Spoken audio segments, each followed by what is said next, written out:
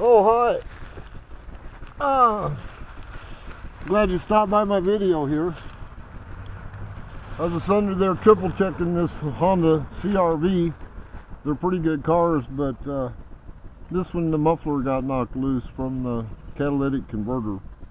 And but while I was under there, I noticed this car has 2 oxygen sensors. A lot of cars got that these days. The oxygen sensor is really a temperature sender, and it's derived from the Bosch K-Jetronic pollution control system. First came out on the Volkswagen Type 411 years ago.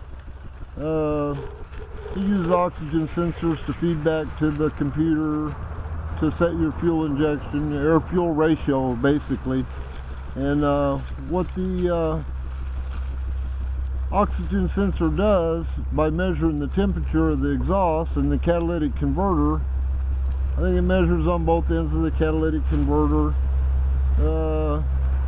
What the engine doesn't burn, the catalytic converter will. Some cars pump oxygen into, air into the exhaust manifolds or somewhere downstream of the engine to make sure all the fuel is burned, so we don't have what's called unburned hydrocarbons, or HCs, in the business here. For pollution control, it's one of the regulated pollutants. They don't want any unburned gasoline past, because it's visible. So they put all this extra air in there to make it burn clear. You've seen a fire, if you got some wet leaves, it'll smoke, but if you got good hot wood, it'll burn real clear. It's not that you're not putting out some poison gas or that anything's not in there. It's that the temperature is hot enough that it makes it be clear. So we're not seeing what comes out of cars, and we're not seeing what we're doing to the air, like in China and India. They have unburned hydrocarbons.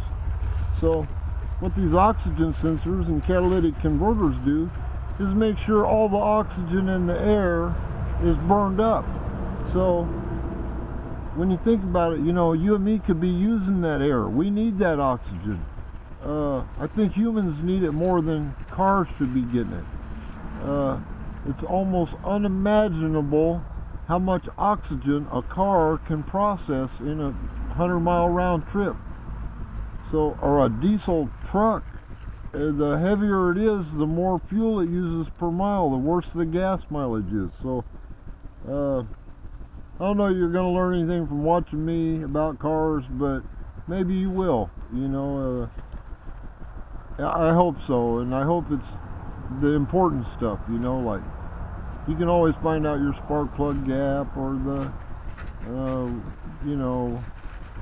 what a valve cover gasket is or something, but